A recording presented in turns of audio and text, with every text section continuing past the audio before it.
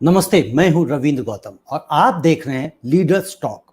सफलता वो अंगूर है जिसका स्वाद सभी चखना चाहते हैं, लेकिन कुछ लोगों के लिए इसका स्वाद खट्टा होता है। सफलता जिन्हें मिल जाती है, बल्कि जो हासिल कर लेते हैं, तो उनसे सुनेंगे सफलता के बारे में, तो उनका कुछ अलग ही नजरिया होता है। और जो असफल हो जाते हैं, उनका सफलता के प्रति बिल्कुल ही अलग नजरिया होता है। आपस में मेल ही नहीं खाता। सफलता कितनी कठिन है या कितनी सरल है, इस पर मैं ये कहूंगा कि ये आपका नजरिया ही होता है जो सफलता को सरल या कठिन बनाता है। लीडर्स टॉक में मैं आपको ऐसे लोगों से मिलवाता हूं जो सफलता की यात्रा पर निकले हुए हैं। हमारा समाज एक पुरुष प्रधान समाज है और शायद यही वजह है कि महिलाओं को आगे आने नहीं दिया जाता है। महिलाओं को अबला, बेचारी, कमजोर समझा जाता है, लेकिन मेरे विचार से ये गलत है, पूरी तरह से गलत है। जब भी बहनों को, बेटियों को उनकी ताकत से उनको रूबरू कराया गया है, तब तब उन्होंने अपनी सबलता का परिचय दिया है। आज महिलाएं हर फील्ड में हैं, पायलट हैं, soldier, police, entrepreneur, doctor, IAS, IPS, CEOs, ministers, chief minister, prime minister, president, क्या नहीं वो बन सकती, बस उन्हें एक अवसर देने की जरूरत है। आज हमारे इस प्रोग्राम में एक ऐसी ही शख्सियत, ऐसी ही महिला हैं जिन्होंने अपनी मेहनत और लगन से आईएएस बनी, और वो भी ऑल इंडिया में 13th रैंक हासिल करी, जहां 10 लाख से भी ज्यादा बच्चे इस परीक्षा में हिस्सा लेते हैं। जी हां, और आज हैं हमारे साथ सोनल गोयल, जो सीईओ हैं Gurugram metropolitan city bus limited में और एडिशनल सीईओ हैं गुरुग्राम मेट्रोपॉलिटन डेवलपमेंट अथॉरिटी में। सोनल जी, आपका बहुत बहुत स्वागत है। नमस्कार, thank you so much Ravindra Gautam ji. मुझे आप अपने शो में इनवाइट आपने किया, इसके लिए बहुत बहुत आपका धन्यवाद और आभार। जी बहुत बहुत शुक्रिया। सोनल जी, क्या वो वजह रही कि आपने आईएएस बनने की ठानी? जी, मैं थोड़ा-सा ब्रीफली अपने बैकग्राउंड के बारे में बताना चाहूँगी। मैं पानीपत, हरियाणा से बिलॉन्ग करती हूँ और मेरे फादर चार्टर्ड अकाउंटेंट हैं और उन्होंने अपना प्रैक्टिस दिल्ली में सेटअप किया, तो काफ़ी साल पहले मेरे फादर दिल्ली में शिफ्ट हो गए। तो जब मैं ग्रेजुएशन कर रही थी, Shriram college of commerce Delhi university से। जब मैं ग्रेजुएशन के 3rd ईयर में थी, उसके साथ-साथ मेरा सीएस भी चल रहा था। तो मेरे को सिविल सर्विसेज़ के बारे में पता लगा, मैंने कुछ इंटरव्यूज़ भी पढ़े कि कैसे सिविल सर्वेंट्स जो हैं इंडिया की डेवलपमेंट में अपना योगदान दे रहे हैं। और हमारी फैमिली में फ्रैंकली जो इस सर्विस में अभी तक मतलब मेरे से पहले किसी ने अटेम्प्ट भी नहीं किया था। तो एक थोड़ा नया तरीके का भी एक मेरे लिए सोच थी। तो जब मैंने इसके बारे में जब डिस्कस किया मेरे फैमिली में, मेरे फादर से, मेरे पेरेंट्स से, तो क्योंकि मैं सीएस कर रही थी और एक थोड़ा-सा मिडल क्लास बनिया फैमिली जो कि हरियाणा में बेस्ड हो, उनका माइंडसेट थोड़ा-सा यही रहता है कि उस टाइम में in fact I am talking about 2003 और जी आज 2020 में हैं हम, तो लगभग 16-17 साल पहले की बात मैं बताऊँगी। तो थोड़ा-सा उनके माइंड में यही था कि मतलब मैं प्रोफ़ेशनली जो क्वालिफ़िकेशन कर रही हूँ उसको कंप्लीट करो और उसके बाद में I should have a settled family life in that matter. तो इसको थोड़ा-सा ध्यान में रखते हुए मेरे फादर ने सजेस्ट किया कि सिविल सर्विसेज़ थोड़ा-सा टफ भी रहेगा और इसमें श्योर शॉट भी नहीं है कि आपका सिलेक्शन हो जाए। सो फिर भी जब मैंने बहुत कन्विंस किया तो उन्होंने कहा ठीक है आप ट्राई करो, बट उन्होंने ये बोला कि आप अपना प्रोफ़ेशनल जो आपका बैकअप प्लान है वो ज़रूर कंप्लीट करें। तो मेरे फादर ने सजेस्ट किया क्योंकि मैं सीएस कर रही थी साथ-साथ तो उसको कंप्लीट करना और उसके बाद में लॉ भी करना क्योंकि सीएस एलएलबी एक प्रोफ़ेशनली एक अच्छा जो है करियर ऑप्शन माना जाता है। तो मैंने फादर साहब की एडवाइस को बहुत ही अच्छे तरीके से लिया और फिर मैंने 2004 में मेरी सीएस कंप्लीट हुई। उसी के साथ-साथ मैंने लॉ में एडमिशन लिया दिल्ली यूनिवर्सिटी में and 2004 onwards I started my preparation for civil services. Also, I started my part-time job as company secretary in one of the ancillary undertakings of Hero Honda Group. तो 2004 से मैंने basically शुरुआत की civil services में अपनी तैयारी की। 2006 में मेरा पहला अटेम्प्ट रहा। पहला अटेम्प्ट में मेरा मैंने मेंस लिखा बट इंटरव्यू कॉल नहीं आई। तो वो इंटरव्यू कॉल नहीं आए तो मैं ऑफ कोर्स थोड़ा-सा I mean I was depressed because I have been always a topper. तो फिर भी लेकिन मैंने ये सोचा कि अब ये जो सेकंड अटेम्प्ट मैं दूँगी ये ऐसा देना है कि मुझे अपने ऊपर कभी भी ग्रज ना रहे कि मैंने अपना 100% नहीं दिया। तो फिर मैंने 2007 में दोबारा परीक्षा दी सिविल सर्विसेज की and with God's grace I qualified in that examination with all India 13th rank और इसी हिसाब से 2008 मेरा बैच है। मीनवाइल मेरा जो है लॉ भी कंप्लीट हो गया। आई completed my law from Delhi university और मैं पार्ट टाइम जॉब अपना कंटिन्यू कर ही रही थी। तो 2004 से लेके 2007-8 तक ये जो लगभग 3 से 4 साल रहे, ये काफ़ी परिश्रम वाले वर्ष रहे, लेकिन बहुत कुछ इसमें सीखने को भी मिला, बहुत एक अलग तरीके का एक अनुभव रहा। जी। तो यानी कि इतना आसान नहीं रहता है जिसको हम लोग कई बार सोचते हैं कि सफलता बहुत आसान, जैसे आज का हमने टॉपिक भी रखा है कि सफलता कितनी सरल और कितनी कठिन। तो जी। आसान कुछ भी नहीं होता है, अगर हमें कुछ बड़ा करना है, कुछ पाना है बड़ा, तो आसानी से कुछ भी नहीं मिलता। तो जब फर्स्ट आपने जिस तरह से आपने कहा कि अटेम्प्ट आपने किया और उसमें आप को सक्सेस नहीं मिली, आपने खुद भी कहा कि भाई डिप्रेशन में आ गई, एक तरह से निराशा हो जाती है कि हमने इतनी मेहनत की, इतनी पढ़ाई की। तो नॉर्मली जब आईएएस के लिए लोग तैयारी करते हैं तो कितने अटेम्प्ट्स उनको कई बार लग जाते हैं? देखिए, सिविल सर्विसेज़ का एक पैटर्न है जिसमें 3 स्टेजेज़ होती हैं, पहला प्रीलिम्स, फिर मेंस होता है और फिर इंटरव्यू कॉल होती है। तो ये पूरा जो एग्ज़ामिनेशन का जो प्रोसेस है, ये ही अपने आप में 1 साल लगभग कंज़्यूम कर लेता है। मतलब जून में प्रीलिम्स होते हैं और फाइनल रिज़ल्ट हमारा लगभग मई में ही आता है, तो around 1 year is consumed in the one cycle of the examination. तो हमें ये मान के चलना चाहिए कि 1 साल तो एग्ज़ामिनेशन का लग रहा है और कम से कम 1 साल उससे पहले हमें तैयारी का भी चाहिए। सो जी। मिनिमम 2 इयर्स तो चाहिए ही चाहिए बट ऑफ कोर्स मतलब हाँ, आप 2 से 3 साल मान के चलें कि आपको सिविल सर्विसेज़ का अगर एग्ज़ाम देना है, उसमें इन्वेस्ट आपको करने पड़ेंगे और वो आप इन्वेस्ट करोगे विद फुल डेडिकेशन मतलब आपकी जो फ़ोकस है वो बहुत ज़्यादा ज़रूरी है। अगर आप साथ में कुछ कर भी रहे हैं, तो वो साथ में कुछ कर भी रहे हैं लेकिन फ़ोकस आपको इस एग्ज़ाम के ऊपर ही देना पड़ेगा। तो मैंने देखा है कि काफ़ी बच्चे स्कूल से ही इवन 11th-12th से स्टार्ट कर देते हैं, कुछ ग्रेजुएशन से स्टार्ट कर देते हैं। तो what I mean to say is कि आप जब भी आपको एग्ज़ाम देना है, उससे 2 साल पहले या इनफैक्ट एटलीस्ट 1 साल पहले जो आपका जो है तैयारी, वो फ़ोकस्ड रहना चाहिए, चाहे आप साथ में कुछ भी कर रहे हो। So that ji. 1 year at least before you appear for examination, focus study with full hard work is required. और उसके बाद तो जैसे जनरल कैंडिडेट्स के पास में वैसे 4 अटेम्प्ट्स होती हैं। बाकी कैटेगरीज़ के पास और ज़्यादा अटेम्प्ट्स भी हैं। Then of course there are age limits restrictions also in the examination.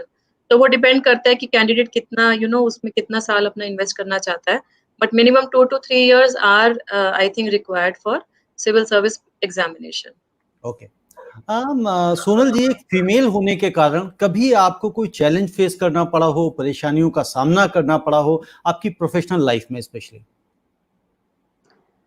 देखिए, सबसे पहले तो मैं ये बताना चाहूँगी कि जब मैंने ये इस थॉट प्रोसेस के बारे में ही मैंने सोचा कि मैं सिविल सर्विसेज़ में जाऊँगी, तो इनिशियली ही जो एक माइंडसेट मैंने जैसे बताया कि हरियाणा से हम बिलॉन्ग करते हैं और एक मिडल क्लास कंज़र्वेटिव फैमिली से मैं आती हूँ। तो मेरे पेरेंट्स ने हमेशा हमें सपोर्ट किया। मेरी सिस्टर भी सीए हैं और मेरा छोटा ब्रदर वो भी चार्टर्ड अकाउंटेंट है।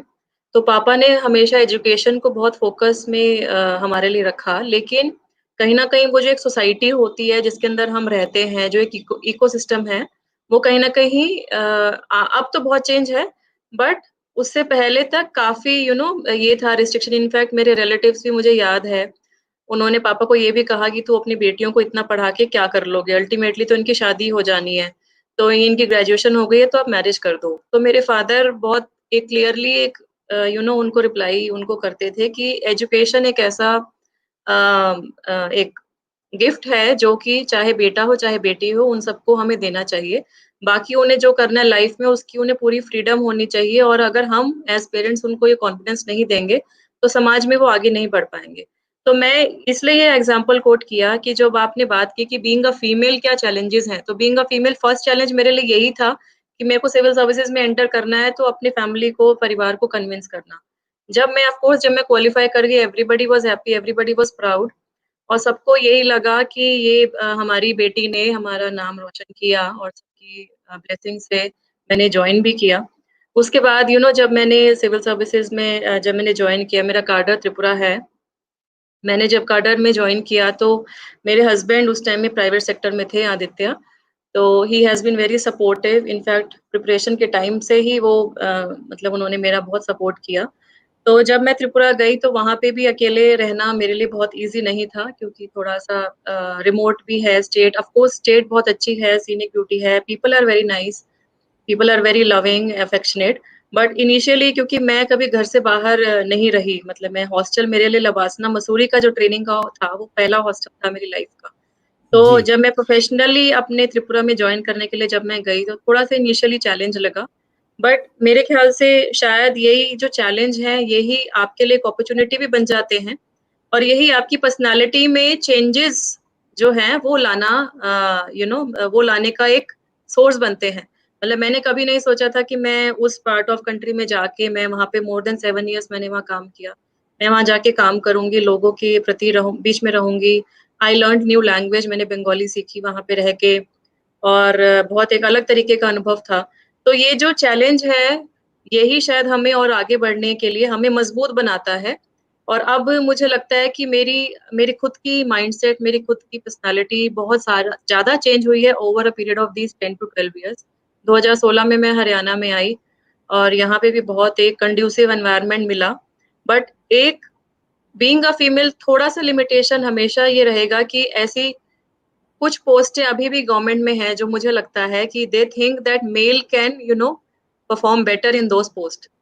ये आज भी मुझे लगता है माइंडसेट है। इवन दो हरियाणा में आज भी हमारी चीफ सेक्रेटरी मैम भी एक लेडी ऑफिसर हैं, और हम्म बहुत सारी स्टेट्स में चीफ सेक्रेटरीज लेडी ऑफिसर्स हैं, बहुत की पोजीशंस पे लेडी ऑफिसर्स हैं।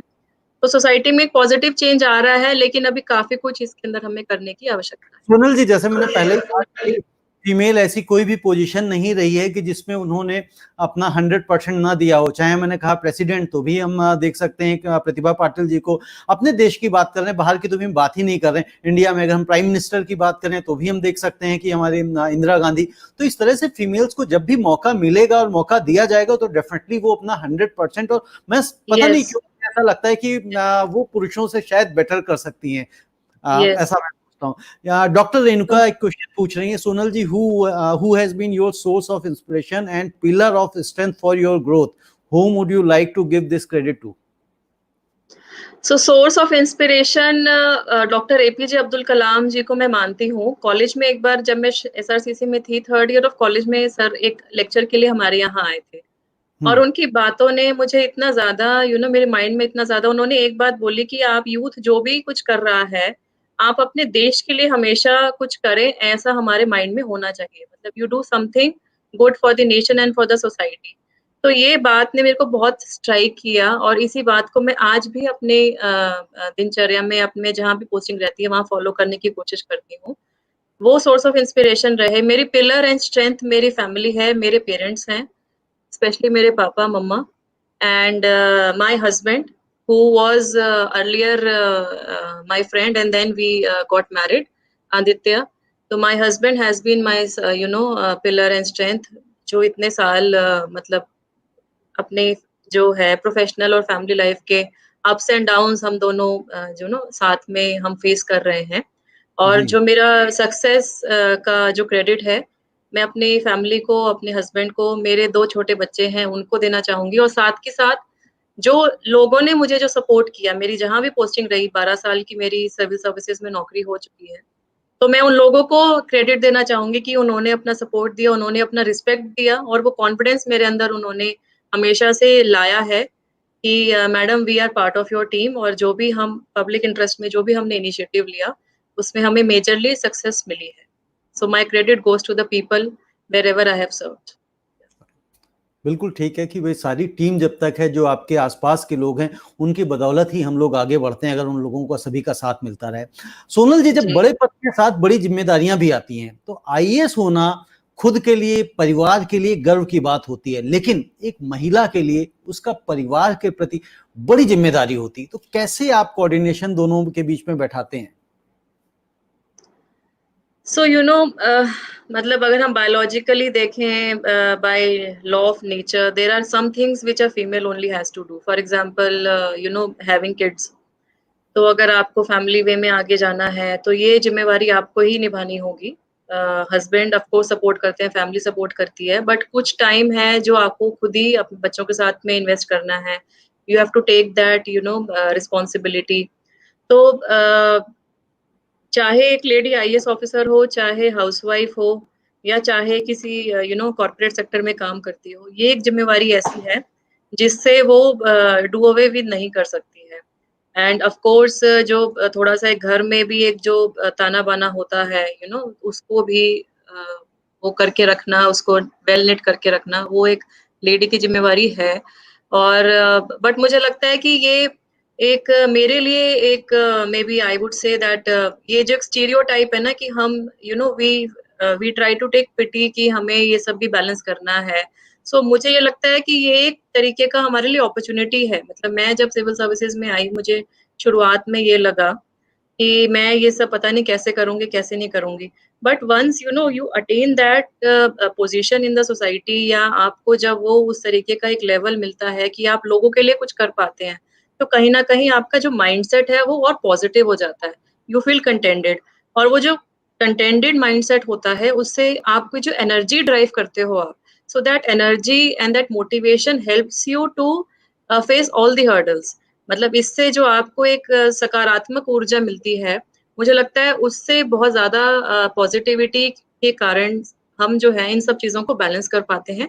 और ऑफ कोर्स आई वुड से कि इवन एडमिनिस्ट्रेशन में, सोसाइटी में रिस्पेक्ट है वुमेन के लिए, और वो भी इस बात को समझते हैं। कहीं ना कहीं अप्स एंड डाउन्स हमेशा रहेंगे, सबकी लाइफ में रहेंगे। Even male officers would feel कि कुछ उन डिसएडवांटेज उनको है, फीमेल ऑफिसर्स को भी डिसएडवांटेज कहीं ना कहीं थोड़ा बहुत रहता है। But of course it is a balance which matters. और इस बैलेंस में मुझे लगता है कि जो हमारी जो सर्विस का एक जो बहुत अच्छा एक पॉजिटिव पॉइंट है, वो ये है कि हम लोगों से जुड़े रहते हैं।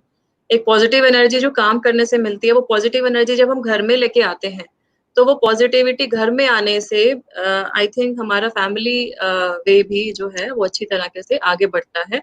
And of course it is a shared responsibility between husband and a wife and the family, which enables one to take the things forward. Right, definitely आप सही कह रहे हैं। जी। हरिंदर सिंह पूछ रहे हैं कि what would you like to say to those persons who are not able to qualify. Harinder ji, देखिए, civil services is not end of it. मतलब सिविल सर्विस में किसी को क्यों आना है, उसका रीजन क्या है? अगर वो रीजन ये है कि उन्हें समाज के लिए कुछ पॉजिटिवली कुछ यू नो कुछ ये करना है, उसको बेनिफिट करना है, उनके लिए, नेशन के लिए कुछ करना है, तो सिविल सर्विसेज के अलावा भी बहुत सारी ऑप्शंस हैं। आप एंटरप्रेन्योर बन के भी एम्प्लॉयमेंट प्रोवाइड कर सकते हैं। आप जो है एक एनजीओ भी ऑपरेट कर सकते हैं, या आप इवन प्राइवेट सेक्टर में रहते हुए कुछ ना कुछ अच्छा हमेशा कर सकते हैं। तो जो मैंने भी अपने बारे में भी बोला कि मेरा भी प्लान भी ये था कि अगर मेरा सिविल सर्विसेज क्वालिफाई नहीं होगा, तो मैं प्राइवेट सेक्टर में जॉब करती, क्योंकि मैं CSLLB हूँ और मैं प्राइवेट सेक्टर में पहले भी कर रही थी। तो I could have taken another job in that, I career in that, और इस उसी के माध्यम से कुछ ना कुछ सोसाइटी के लिए मैं कुछ करती। तो मैं उनके लिए बताना चाहूंगी कि जो लोग क्वालिफाई नहीं कर पाते हैं, इसका मतलब ये नहीं है कि आप केपेबल नहीं है या आपके अंदर कुछ कमी है। कई बार सिचुएशन सर्कमस्टांसेस ऐसी हो जाती हैं जिसकी वजह से क्वालिफाई नहीं कर पाते। कंपटीशन बहुत हाई है, मोर देन 10 लाख कैंडिडेट्स जो हैं हर साल फॉर्म अप्लाई करते हैं। तो बहुत सारी चीजें हैं जिसकी वजह से कई बार अच्छे कैंडिडेट्स भी नहीं क्वालिफाई कर पाते हैं। तो उनके लिए मेरा यही रिक्वेस्ट है कि स्टे पॉजिटिव, और कुछ ना कुछ समाज के लिए आप क्या कर सकते हो, और जिससे आपको खुशी मिले, you do something through which you get inspiration, और जिससे आपको हैप्पीनेस मिले, ऐसा क्या कर सकते हो वो जरूर देखें। जी जी, प्रसाद विलास जे जुड़कर ये पूछ रहे हैं कि what are about your thinking for young generation in systems. So young generation के लिए I would like to say कि इंडिया यंगेस्ट कंट्री है वर्ल्ड में, ये हमको पता है। जो हमारी यंग पॉपुलेशन है वो पूरे वर्ल्ड लेवल में सबसे ज्यादा है हमारी कंट्री में। तो ये एक एसेट है, क्योंकि ये जो एक जो एनर्जी होती है, जो पॉजिटिविटी होती है यंग इंडिया में, जो उनके माइंड्स हैं जो कि किसी भी किसी भी चीज को पॉजिटिवली आगे ले जाने में सक्षम रहते हैं। तो आज जो हमारी कंट्री में जो यूथ है, आप देखेंगे कि बहुत सारी ऐसी इनोवेशंस जो है वो यंग इंडिया के द्वारा की जा रही हैं। And even you know they are becoming entrepreneurs at a very young age, मतलब even in 20s they are becoming entrepreneurs. मतलब हम अगर अपनी उससे ट्राई कंपेयर करें तो हम 20s में, मतलब इनफैक्ट जब मैं कॉलेज में थी, I completed my graduation in 20 at the age of 20। उस टाइम में मैंने ये सोचा कि मैं सिविल सर्विसेज में जाऊंगी। आज के दिन में एट द एज ऑफ 22 23 भी कैंडिडेट्स क्वालिफाई कर रहे हैं, even though I qualified at the age of 25। तो लेकिन अब वो 2-3 साल पहले भी बच्चे क्वालिफाई कर रहे हैं। सिमिलरली बाकी प्रोफेशंस में भी जो यंग इंडिया है बहुत आगे आ रहा है, बहुत तेजी से आगे आ रहा है। एक्सपोजर्स बहुत हो गया, उनकी जो रिसोर्स अवेलेबिलिटी है वो ज्यादा हो गई। जो सोशल मीडिया है, इंटरनेट है, उससे बहुत सारा कुछ कंटेंट अवेलेबल है, यू नो। तो वो जी एक इनोवेशन है, उसमें बहुत आगे आ रहा है यंग इंडिया। और यही मेरी रिक्वेस्ट है बीइंग पार्ट ऑफ एडमिनिस्ट्रेशन कि आप इसी को आगे लाते रहिए और अपने देश के लिए जो भी पॉजिटिव कर पाए उसको जरूर कीजिए। जी। एक मनीष ठाकुर प्रश्न पूछ रहे हैं कि आईएएस की तैयारी के लिए, प्रिपरेशन के लिए क्या कोचिंग इंस्टीट्यूट की हेल्प लेना या वहां पे पढ़ाई करना जरूरी है? सो ये एक्चुअली ना पर्सनल थोड़ा सा इसमें ये रहेगा कि आपकी, मतलब आपको किस तरीके की आदत है पढ़ने की। मैंने मतलब थोड़ा सम कैन मतलब मैंने क्वेश्चन को रिफ्रेश किया है क्योंकि डायरेक्टली वो कोचिंग इंस्टीट्यूट का नाम पूछ रहे हैं कि कौन से अच्छा, कोचिंग इंस्टीट्यूट से तैयारी करनी चाहिए। अच्छा। जी नहीं, तो actually I would like to say कि जैसे मैंने कॉलेज टाइम तक इवन सीएस में भी कोचिंग नहीं ली, लॉ के लिए भी नहीं ली, सिविल सर्विसेज के लिए मैंने कुछ सब्जेक्ट के लिए ली, सारे के लिए नहीं ली, क्योंकि मुझे एक्चुअली बहुत ज़्यादा डिपेंडेंस कभी भी नहीं रहा कोचिंग के लिए। तो जी I took for a very limited kind of duration and subject, not for all purposes. And ये एक पर्सनल डिसीजन है कि आप कैसे कंफर्टेबल फील करते हो पढ़ाई में, कि you are more comfortable in making self notes. क्या आप सेल्फ नोट्स से आना पसंद करते हैं, या फिर आपको मतलब ग्रुप स्टडी की आदत है, या आप कोचिंग में जाके कंफर्टेबल फील करते हो। तो ये एक इंडिविजुअल डिसीजन है। And of course there are good coaching institutes and जो कि दिल्ली में भी हैं, बाकी in many cities of the country. But बात ये भी है कि अभी भी कुछ कैंडिडेट्स हैं जो उसका एक्सपेंसेस नहीं बियर कर पाते हैं, तो जी मैं उन कैंडिडेट्स को ये बोलना चाहूंगी कि डोंट बी आप उससे निराश ना हो कि अगर आप कोचिंग इंस्टीट्यूट नहीं जा पा रहे हैं। बहुत से ऐसे बच्चे हैं जो बिना कोचिंग के भी सिविल सर्विसेज का एग्जाम क्वालिफाई करते हैं। अपनी मेहनत की रिप्लेसमेंट कोई नहीं है बेसिकली।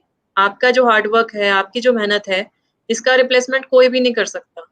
कोई कोचिंग आपके लिए आपको सिर्फ नोट्स दे देगी, आपको समझा देगी, लेकिन आपको समझना खुद ही है और आपको उसके नोट्स खुद ही बनाने हैं। आपको वो जो एग्जाम में जो लिखना है वो आपके माइंड में होना चाहिए।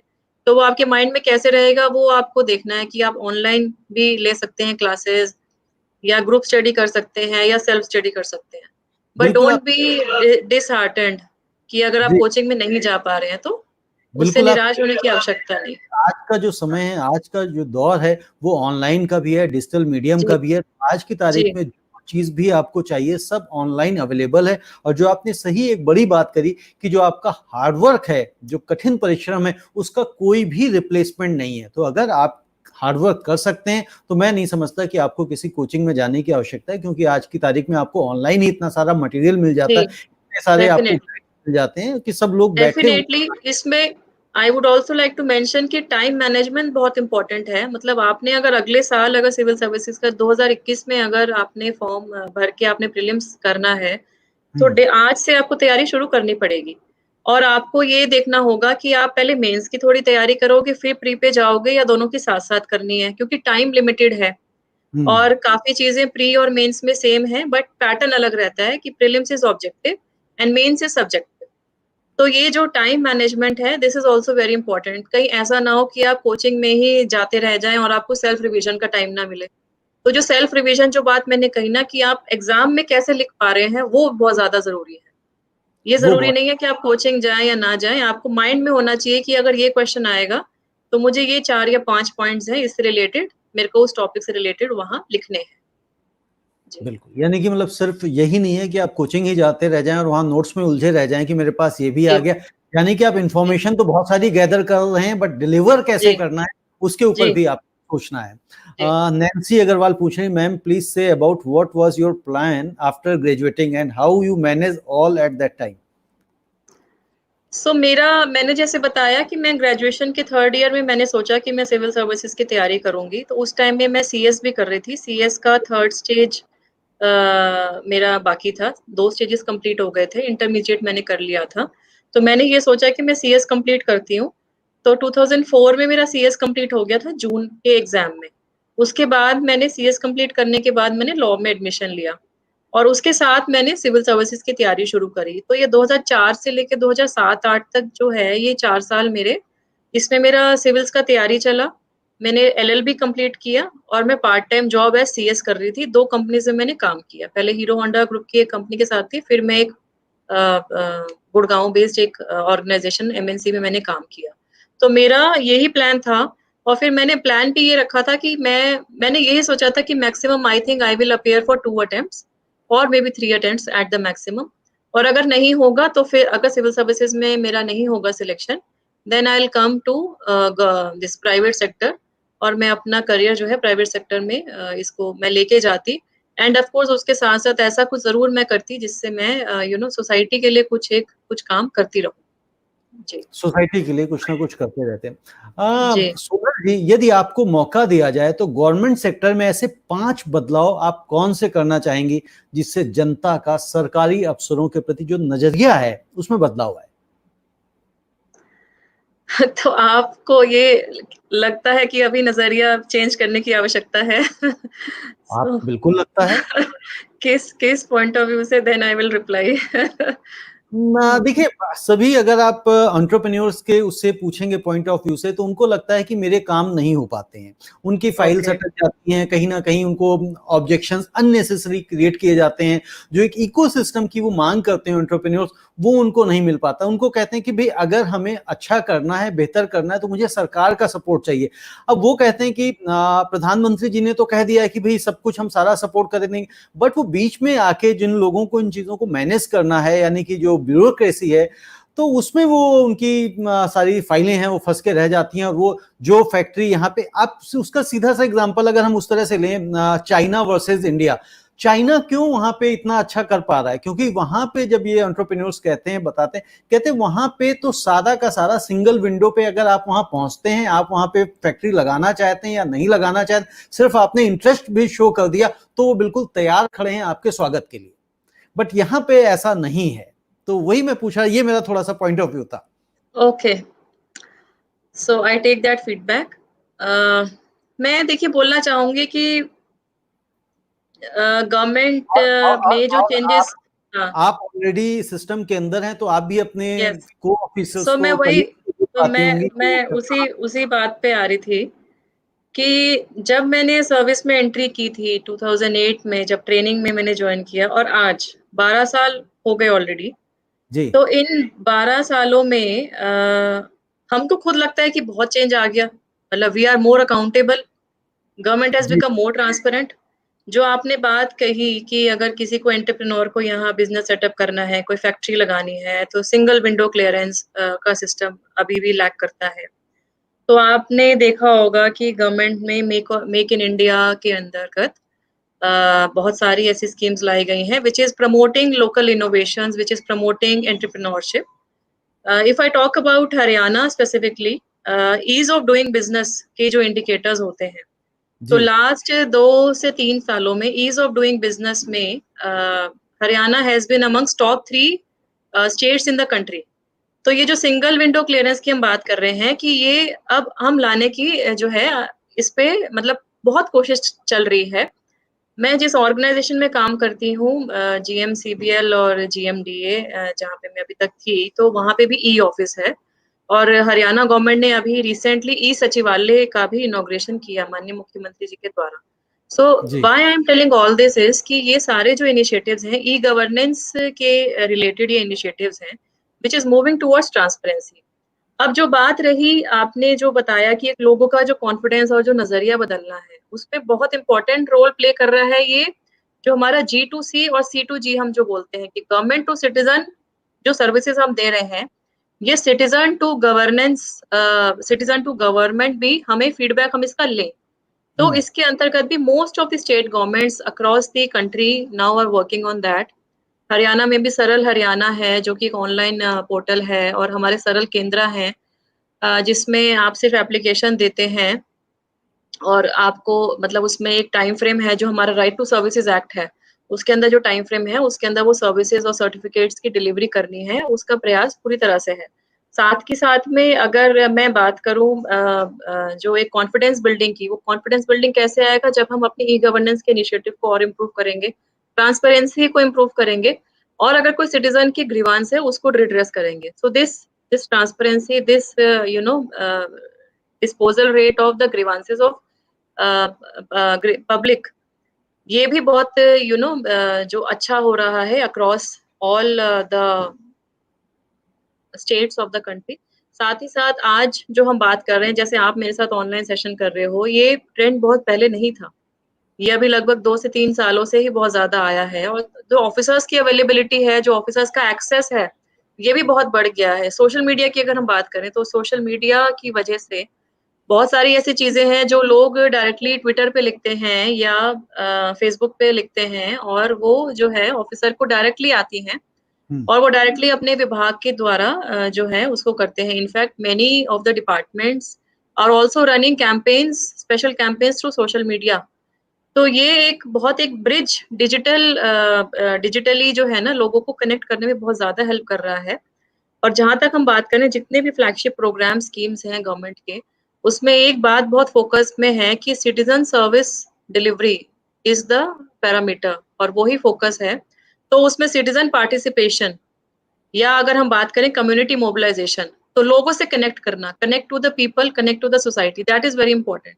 जो हम बात करते हैं एक जन आंदोलन की, हर अभियान को, चाहे वो बेटी बचाओ बेटी पढ़ाओ अभियान है, स्वच्छ भारत अभियान है, जल शक्ति अभियान है, ये तभी सक्सेसफुल होगा जब हम कम्युनिटी पार्टिसिपेशन, कम्युनिटी मोबिलाइजेशन उसमें लेके आए, और उसके अंदर ये जितने भी डिजिटल इनिशिएटिव्स हैं, of course with the involvement and participation of officers in the field. Field में जाना भी उतना ही जरूरी है जितना हमें यहाँ सोशल मीडिया पे एक्टिव रहना या हमें डिजिटली अवेलेबल रहना, उतना ही फील्ड में भी हमें रहना जरूरी है, ऑफिस में भी बैठना जरूरी है। तो इन सबको जो बैलेंस करना है, दैट इज वेरी इंपॉर्टेंट। और मुझे लगता है कि धीरे धीरे, आप भी शायद एग्री करेंगे इस बात से, कि धीरे धीरे एक हमारी सरकार के प्रति लोगों का नजरिया चेंज भी हो रहा है। ऑफ कोर्स ये जो एक ब्यूरोक्रेटिक कल्चर है, ये ओवर ओवरनाइट तो इसमें चेंज नहीं आएगा। एंड जहाँ पे ज्यादा प्रॉब्लम है, वो हमें भी ये फील होता है कि जो स्ट्रीट लेवल ब्यूरोक्रेसी की हम बात करते हैं, जो लोग डायरेक्टली लोकली लोगों से करते हैं बातचीत। अगर हम पुलिस में देखें तो the constable level and even officers up to SHO level, उसी तक लोगों का ज्यादा इंटरेक्शन रहेगा। अगर मैं अपने रेवेन्यू फंक्शनरी की बात करूं, तो तहसील लेवल तक ही रहेगा। तो उनके कार्यशैली में चेंज लाना, उनकी ओरिएंटेशन करना, वो भी एक गवर्नमेंट का फोकस है। इसमें सोनल जी इनको और बनाया जा सकता है जी। तो उसमें दोनों ही चीजें हैं कि उनकी ट्रेनिंग, क्योंकि कहीं ना कहीं ये जो हैं, ये इस लेवल के जो लोग हैं, ये उस बैकग्राउंड से भी नहीं, उनका एजुकेशनल क्वालिफिकेशन भी उतना नहीं होता। समर्थु प्रमोशन, जो प्रमोशन से वहां तक पहुंचते हैं, हमारे जो क्लर्क्स हैं, वो कई बार बहुत नीचे स्तर से आके प्रमोशन होके वहां पे हेड क्लर्क बन जाते हैं। तो एक तो ट्रेनिंग, उनका स्किल अपग्रेडेशन, क्योंकि उनको कईयों को उन्होंने कभी लाइफ में कंप्यूटर भी यूज नहीं किया। मेरे ऑफिस में भी जब मैं जज्जर में थी, कई ऐसे थे 50 प्लस जो हमारे क्लर्क्स थे। तो ट्रेनिंग सेशंस उनके ऑर्गेनाइज कराना, उनके अंदर कॉन्फिडेंस लाना, स्किल अपग्रेडेशन, और उनकी एक ओरिएंटेशन, और उनकी भी फिक्स करना अकाउंटेबिलिटी, ये भी एक चैलेंज है जो कि सरकार में अब हर जगह हो रहा है।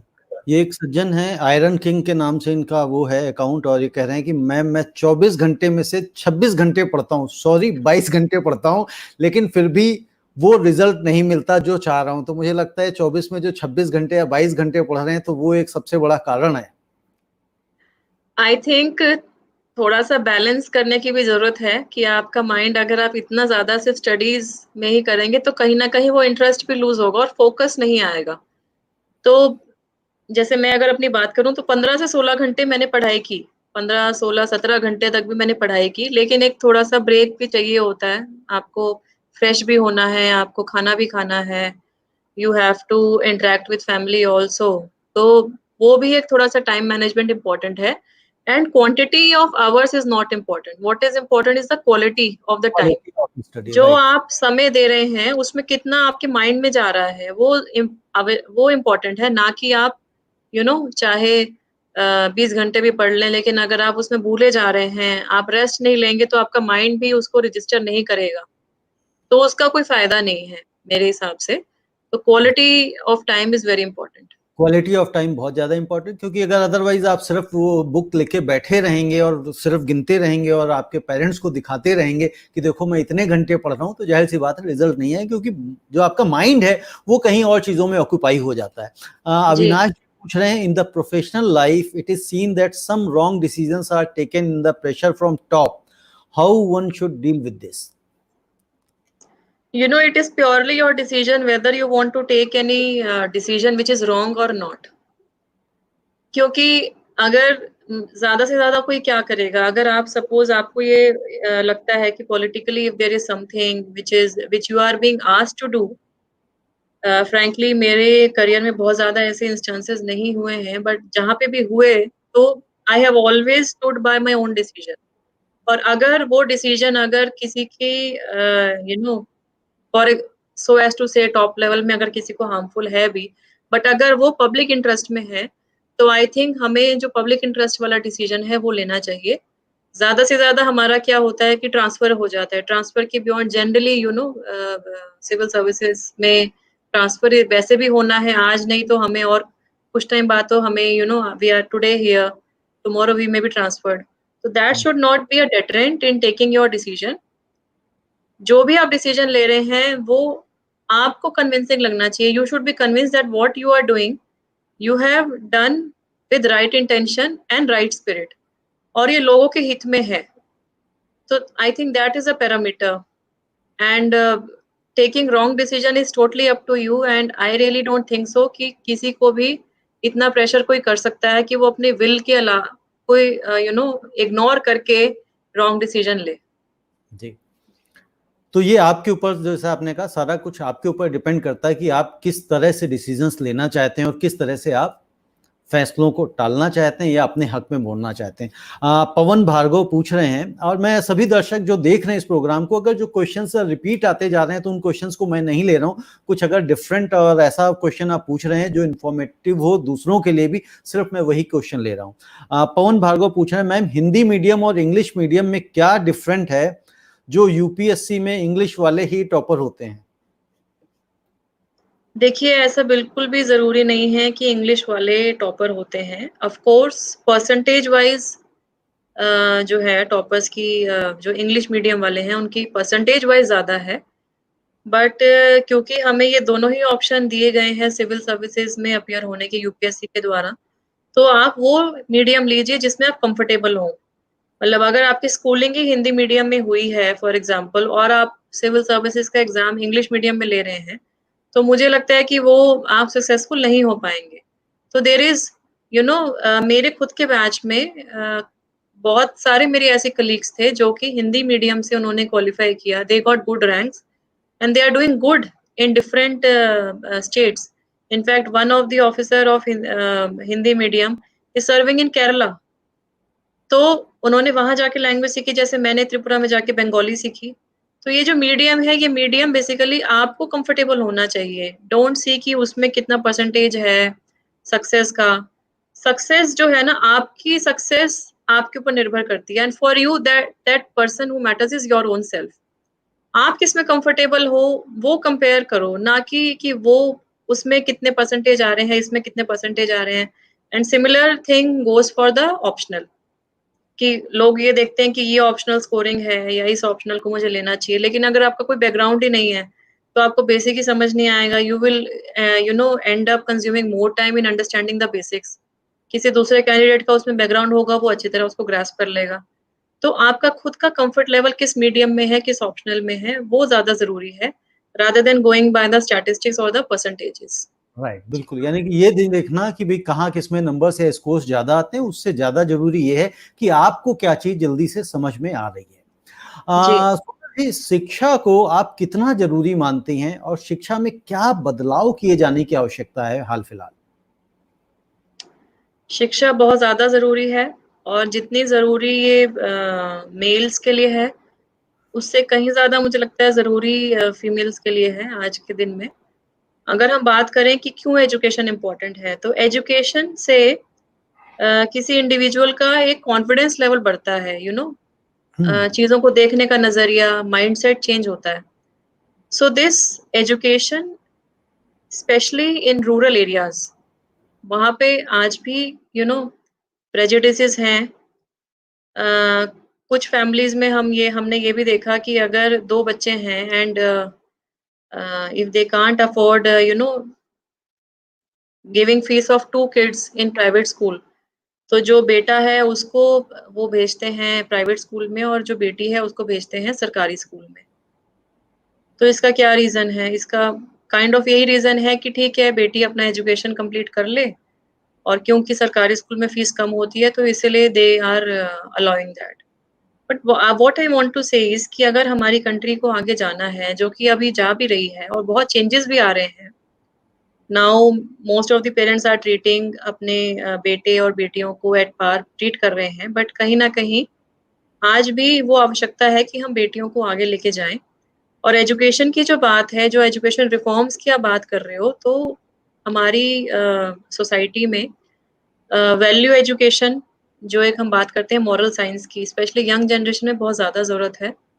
मैं जहाँ भी रहती हूँ, मैं हमेशा प्राइवेट स्कूल्स को भी यही रिक्वेस्ट करती हूँ कि आपके करिकुलम में at least moral science, value education के बारे में ज़रूर पढ़ाएँ, बच्चों को ज़रूर सिखाएँ कि जब वो एक रिस्पॉन्सिबल सिटीज़न बनेंगे, तभी वो अपने देश की प्रगति और अपने देश के विकास के लिए मदद कर पाएँगे और बहुत ज़्यादा ज़रूरी है। हम ये देख रहे हैं कि आजकल बहुत अच्छा माइंड हमारा टैलेंट बहुत अवेलेबल है। लेकिन कहीं न कहीं उस टैलेंट को अ, हमें एक राइट डायरेक्शन में ले जाना है जिसके लिए this moral education is very much required और साथ ही साथ लड़कियों की एजुकेशन को कैसे बढ़ावा दिया जाए। जैसे हम ये देखते हैं स्टैटिस्टिक्स में जब मैं झज्जर में थी ये देखा कि class 9th onwards drop out हो जाते हैं। ड्रॉप आउट क्यों होते हैं? Because there is lack of menstrual hygiene facilities in the school या टॉयलेट्स नहीं है, प्रॉपर सैनिटेशन नहीं है। तो वो भी एक कैंपेन गवर्नमेंट के द्वारा चलाया गया कि हर स्कूल में टॉयलेट हो, स्पेशल टॉयलेट हो गर्ल्स के लिए, वो ऑपरेशनल हो। ये नहीं कि एक बार बना दिया उसके बाद वो नॉन फंक्शनल हो जाए, डिसफंक्शनल हो जाए। तो ये जो इस तरीके की जो कोशिशें हैं कि the retention of the girls up to class 12 and then they are doing higher education, giving them vocational training, giving moral science, value education to the students, ये सब शिक्षा के क्षेत्र में बहुत ज़्यादा आवश्यक है। बहुत ज्यादा आवश्यक है। जी। डॉक्टर, इनका एक और क्वेश्चन है, in this male dominated society how much weightage one female should give to getting respect in any front of her life, be it personal or professional? This is very important questions, especially for female. सो मैं इसको ऐसे बोलना चाहूँगी कि getting respect is actually mutual. मतलब आप किसी को रिस्पेक्ट देंगे तो वो दूसरा बंदा आपको ऑटोमेटिकली रिस्पेक्ट देगा। बहुत ही ऐसे रेयर केसेस होते हैं जिसमें that person will not respect you और जो रिस्पेक्ट होती है ये हम अपने काम से अर्जित करते हैं। मतलब हमारी जो एक जैसे मैं अपना एक्सपीरियंस से भी अगर मैं बताऊँ, तो जब मैंने झज्जर में जॉइन किया तो 2018 में अ, 2017 में सॉरी, तो वहाँ बहुत टाइम से कोई फीमेल लेडी जो है डीसी नहीं रही थी और एक थोड़ा पैट्रियार्कल डोमिनेटरी सोसाइटी है वो हरियाणा का। तो जो मुझे इनिशियली थोड़ा-सा फ़ील हुआ कि शायद यहाँ पे एक्सेप्टेंस मेरी नहीं रहेगी, लेकिन जब मैंने काम करना शुरू किया, जब मैंने फील्ड में जाना शुरू किया, एडमिनिस्ट्रेटिव कैंप्स लगाने शुरू किए, लोगों से मिलना शुरू किया, I started visiting schools, colleges और लड़कियों से, महिलाओं से मिलना स्टार्ट किया, तो मुझे लगा कि जो रिस्पेक्ट है ना, ये रिस्पेक्ट आपको ऑटोमैटिकली अपने काम से मिलती है and we did not tell them that you respect us. हमें क्यों विमेन को क्यों बोलना चाहिए कि वह आप हमारी रिस्पेक्ट करो? मतलब women have to you know take it by their own worth. I fully agree कि आज भी सोसाइटी में ऐसी काफ़ी सारी चीज़ें हैं जिसमें चाहे वो डोमेस्टिक फ्रंट हो चाहे प्रोफेशनल फ्रंट हो, कहीं ना कहीं हम एक डिसएडवांटेज पोजीशन में फील करते हैं अपने आप को आज भी। लेकिन ये जो रिस्पेक्ट वाली चीज है, ये रिस्पेक्ट चाहे मेल हो चाहे फीमेल हो, आपको एक अपने काम से मिलेगी, आपको अपने बिहेवियर से मिलेगी, आप चीजों को कैसा परफॉर्म करते हो उससे मिलेगी, and this is always mutual. Always mutual जी।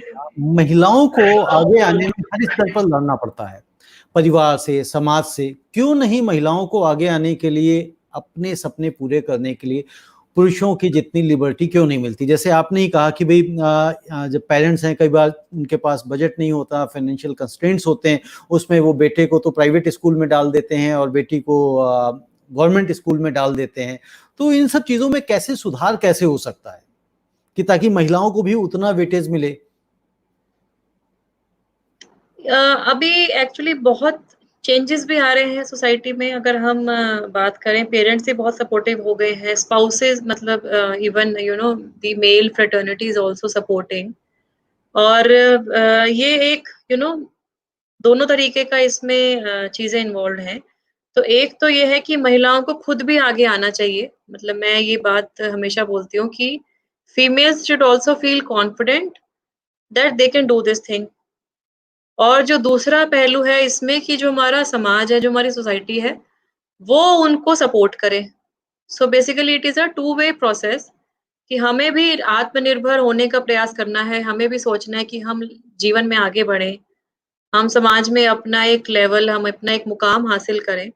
और साथ ही साथ जब वो लड़की, जब वो महिला ये करने का सोच रही है, तो इसमें समाज का भी दायित्व है, उनके पेरेंट्स का, उनके टीचर्स का, उनके हस्बैंड का, या इवन शादी के बाद उनके बच्चों का भी ये दायित्व है कि वो उस महिला को, उस लेडी को सपोर्ट करें।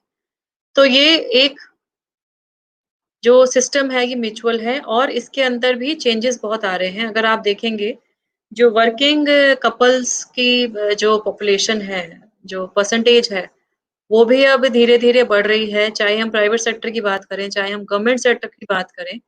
So that percentage is increasing and it is increasing in a positive way. तो जो आप बात कह रहे हैं कि महिलाओं को मौका नहीं मिल रहा, तो मौका मिल रहा है, हो सकता है थोड़ा-सा कम मिल रहा है। महिलाओं को भी आत्मनिर्भर होने की आवश्यकता है। उनको भी ये सोचना चाहिए कि हमें अपने आत्मसम्मान से आगे ज़िंदगी बितानी है, तो we have to be financially independent. तो जो फाइनेंशियल इंडिपेंडेंस के लिए अगर महिला कोई काम करती है, तो वो ज़रूर इस लेवल पे आगे जाती है, और सोसाइटी भी उसका सपोर्ट करे, ये भी बहुत ज़्यादा ज़रूरी है। जी मैम, कुछ क्वेश्चंस मैं ले रहा हूँ यहाँ से। प्रदीप पूछ रहे हैं कि ठीक है जी। 12th के बाद आईएएस की तैयारी करना सही समय है क्या? एक्चुअली ये डिपेंड करता है कि आप आगे मतलब करियर में क्या करना चाहते हैं। अगर तो मतलब आपका फोकस ही सिविल सर्विसेज है, तो आप ऑफ कोर्स कर सकते हैं, बट उसमें इशू यही आएगा कि अगर सिविल सर्विसेज नहीं हो रहा, तो प्लान बी क्या है? सो वो बहुत इम्पोर्टेंट है, क्योंकि जैसे हमें सबको पता है कि मतलब 10 से 12 लाख कैंडिडेट्स प्रीलिम्स के लिए फॉर्म भरते हैं, एंड जी selection is in few hundreds. मतलब अगर हम टॉप सर्विसेज की बात करें, ग्रुप ए सर्विसेज की बात करें, तो वो फ्यू हंड्रेड्स में है, हार्डली एंड 1000 और सो। तो अगर आपको ये लगता है कि सिविल सर्विसेज में ही आपको करियर जब बनाना है और कुछ नहीं करना है, तो आप सिंपल ग्रेजुएशन के साथ साथ कर सकते हैं। But yes, of course, if you want to do something professional, तो वो प्रोफेशनल कोर्स भी आप क्या करेंगे, ये भी सोचने की आवश्यकता है। और उसके साथ फिर सिविल्स की तैयारी को कैसे बैलेंस करेंगे, ये एक बहुत इम्पोर्टेंट रहेगा। क्योंकि सिविल सर्विसेज में अगर आपने सपोज 3 साल बाद ग्रेजुएशन के इमिडिएटली बाद अगर एग्जाम देना है, तो ग्रेजुएशन का जो सेकंड और थर्ड ईयर जो रहेगा, उसमें आपको सिविल्स की तैयारी पे भी फोकस करना पड़ेगा। और वो जो फोकस है, मतलब वो कम से कम भी 8 से 10 घंटे आप देंगे। तो आप किस स्ट्रीम में ग्रेजुएशन कर रहे हो, ये भी देखना पड़ेगा आपको। अगर सिविल सर्विसेज नहीं क्लिक करता है, तो आप क्या करेंगे? तो ये एक मिक्स काइंड ऑफ डिसीजन है। और साथ के साथ मैं ये भी बोलना चाहूंगी कि कई बार ऐसे भी होता है कि बहुत जल्दी तैयारी शुरू करने से डिसएडवांटेज ये रह जाता है कि you tend to lose interest, और वो मोमेंटम भी लूज कर देते हैं, क्योंकि हम लोग हैं तो ह्यूमन बींग्स ही। जी मतलब मैंने खुद भी अपने, जब मैंने कुछ थोड़ी बहुत कोचिंग जब ज्वाइन की थी, उसमें मैंने देखा कि कुछ बच्चे 5-5 6-6 साल से भी तैयारी कर रहे थे। तो वो कहीं न कहीं एक ह्यूमन माइंड की भी लिमिटेशन हो जाती है और वो एक मोमेंटम नहीं आप कर पाते हो, कैरी नहीं कर पाते हो। तो I think it is better कि आप फ़ोकस स्टडी कब से करना चाहते हो, वो आप डिसाइड करो और उसके हिसाब से आप डिसीज़न लो, ना कि ये कि भई मैं 12th से ही मैं तैयारी शुरू कर रहा हूँ, 12th के बाद से तैयारी शुरू कर रहा हूँ। So as I again said कि quantity of time is not important, quality of time and years that is important. आप जी, किसमें फ़ोकस करके कर पा रहे हैं वो इम्पोर्टेंट है। फोकस फोकस बहुत ज़रूरी है, क्योंकि विदाउट फोकस आप कभी ये करेंगे या कभी वो करेंगे तो वहाँ पे आपको जो मनचाहे रिज़ल्ट की हम बात करते हैं वो नहीं मिल पाते हैं। सुनील पूछ रहे हैं, मैम आपने अपने जॉब के साथ स्टडी भी करी तो उसका टाइम मैनेजमेंट कैसे किया? मैंने जैसे बताया मैंने लॉ भी कर रही थी मैं साथ में, तो डीयू से लॉ मेरा चल रहा था, साथ में सिविल सर्विसेज़ की तैयारी और साथ ही साथ में ये भी किया मैंने पार्ट टाइम जॉब मेरा था। जॉब में ऑफ कोर्स ये था कि मैं रोज़ नहीं जाती थी, वन्स और ट्वाइस अ वीक मेरा जाना रहता था और कुछ काम मैं ऑनलाइन किया करती थी वहाँ पे एज़ कंपनी सेक्रेटरी। तो ये जो टाइम मैनेजमेंट है this is very important in the sense कि मतलब आपको 15-16 घंटे कैसे निकालने हैं। ट्रैवल में मैं टाइम को यूज़ करती थी, जैसे मैंने बस में और मेट्रो में ट्रैवल किया दिल्ली में, तो उस टाइम में जैसे न्यूज़पेपर हैं, करंट अफेयर्स पढ़ लिए, मैगज़ीन पढ़ ली, उसको टाइम को यूटिलाइज़ किया। मैक्सिमम टाइम मैं रात को पढ़ा करती थी, इनफैक्ट मैं रात को पढ़ती थी जब कोई डिस्टर्बेंस नहीं होती थी एंड मॉर्निंग में around 7 o'clock I used to sleep. तो मेरा ओके, टाइम साइकिल ऐसे था कि फुल नाइट क्योंकि कोई डिस्टर्बेंस नहीं है, I used to invest in my studies. सुबह 7 बजे से लेके 11-12 बजे तक मैं सोती थी, then I would get up, have my lunch and then resume my study. और जब ऑफ़िस जाना होता था तो थोड़ा शेड्यूल अलग होता था, लॉ की क्लासेस के लिए भी टाइम थोड़ा मैंने निकाला। तो बेसिकली ये है कि आपको you have to sacrifice a lot of things. मतलब ये इतना आसान नहीं होता है, कोई सोशल फंक्शंस नहीं अटेंड किए जाते उस टाइम में। I have missed many of the important occasions. लोग ये भी कहते हैं कि शी हैज़ बिकम सेल्फिश। तो वो जो है वो एक आता है, वो एक फ़ेज़ आएगा कि लोग सोचेंगे कि आप किसी से बात नहीं कर रहे, आप किसी से मिल नहीं रहे हैं, ऐसा भी क्या हो गया? बट आई स्टिल रिमेंबर कि मेरा रूम था, मेरे रूम में मेरे टारगेट्स लगे होते थे और मैं बहुत ज़्यादा घर में भी अगर फैमिली मेरे रिश्तेदार भी आते थे फेस्टिवल्स में, तो मैं हार्डली उनसे मिलती थी जाके, 2 मिनट मिली और बस मैं वापस आ जाती थी। जी, आई मीन यू उसमें have to be selfish about your own time.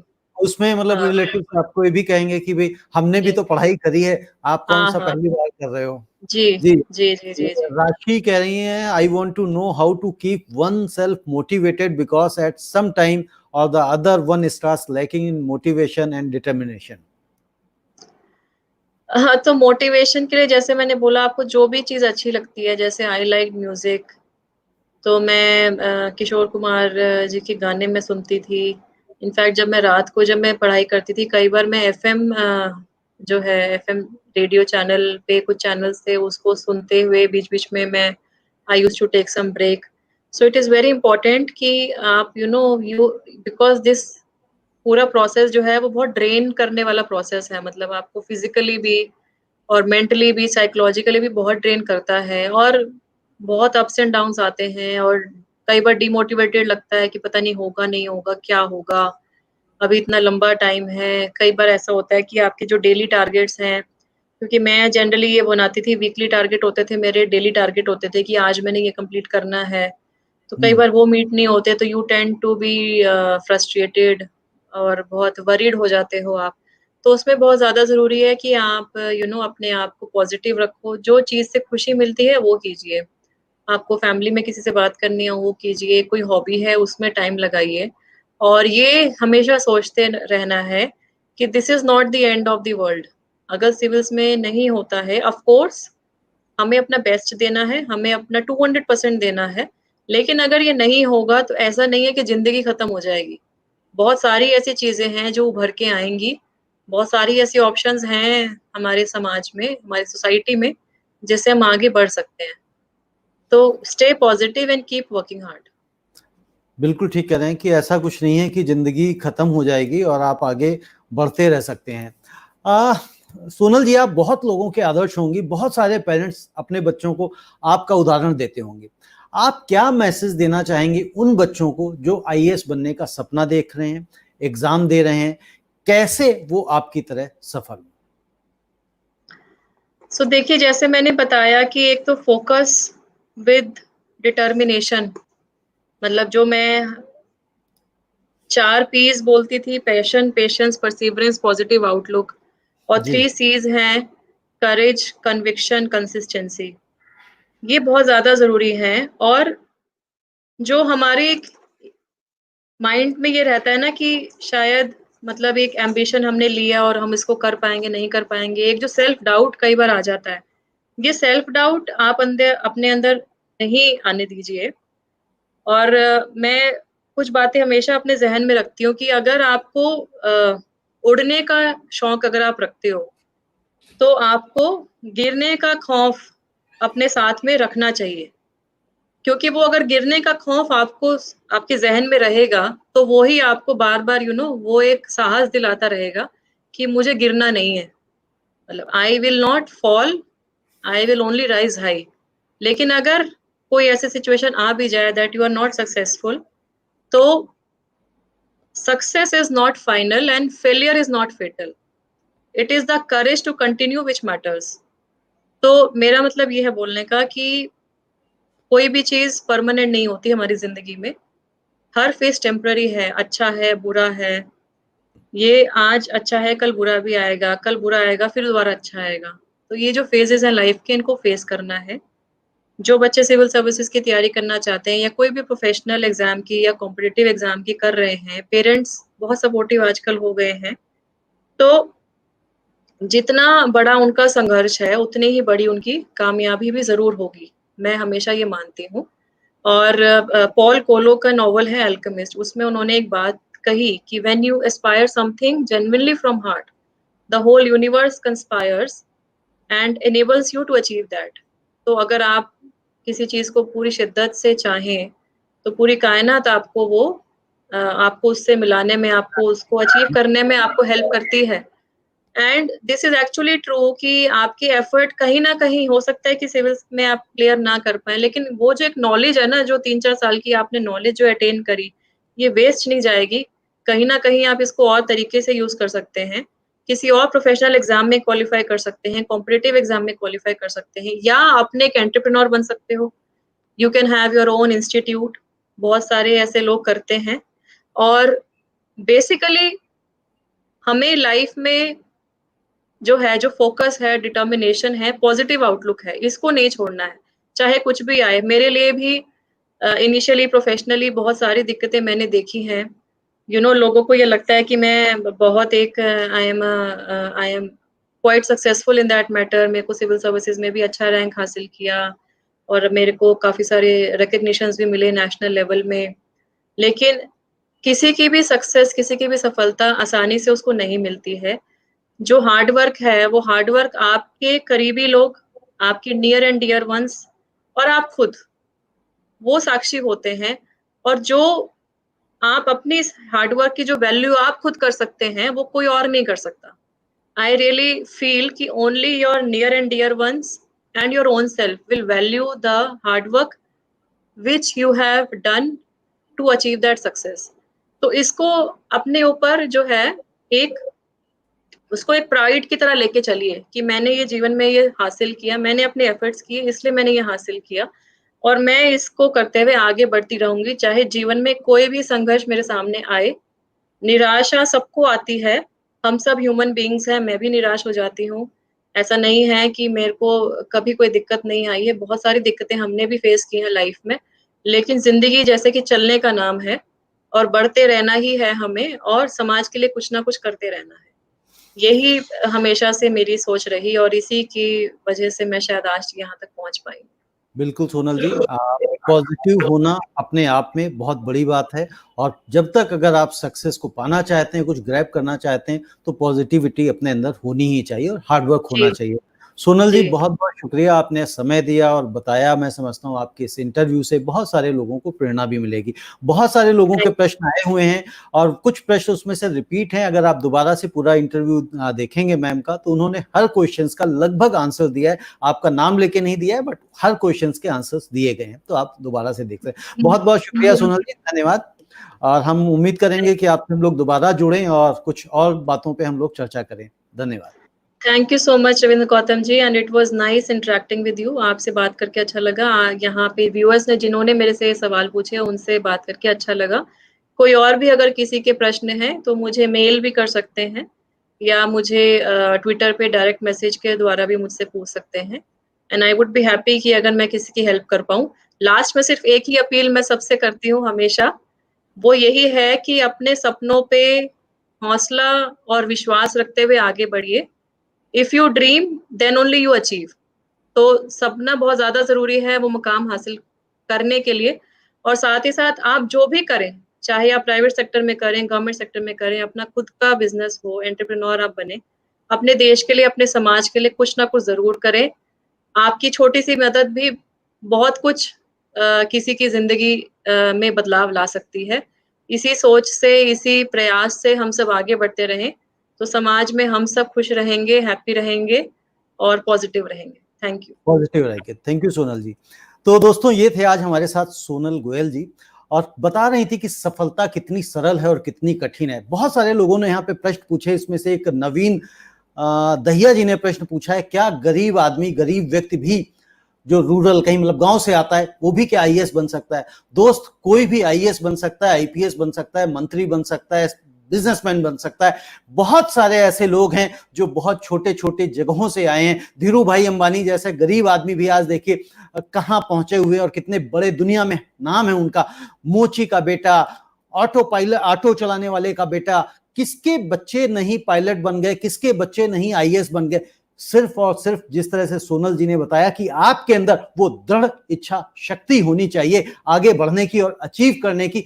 With positivity आप चलिए, अपने गोल्स बनाइए और प्लान करिए कि मुझे इन गोल्स को कब कब कैसे कैसे अचीव करना है। रास्ते तो अपने आप खुलते चले जाएंगे। इस देश में हर जगह आपको मदद देने वाले, मदद करने वाली संस्थाएं भी बहुत हैं और आसपास के लोग भी बहुत हैं। बस आप हिम्मत मत हारिए, क्योंकि निगेटिविटी जिस तरह से सोनल जी ने कहा आ जाती है, कभी भी आ जाती। इतनी आसानी से अगर सभी को सफलता मिल सकती तो मैं समझता फेलियर नाम का कोई वर्ड ही नहीं होता। तो फेलियर उन्हें ही आती है, फेलियर उनको ही हासिल होती है जो हिम्मत छोड़ देते हैं और कहते हैं कि अंगूर खट्टे हैं। तो आपको तय करना है कि अंगूर कैसे पाने हैं और कोई भी उसको हासिल कर सकता है। हम फिर मिलेंगे नेक्स्ट संडे को 9 बजे किसी और शख्सियत के साथ। तब तक के लिए धन्यवाद, नमस्ते।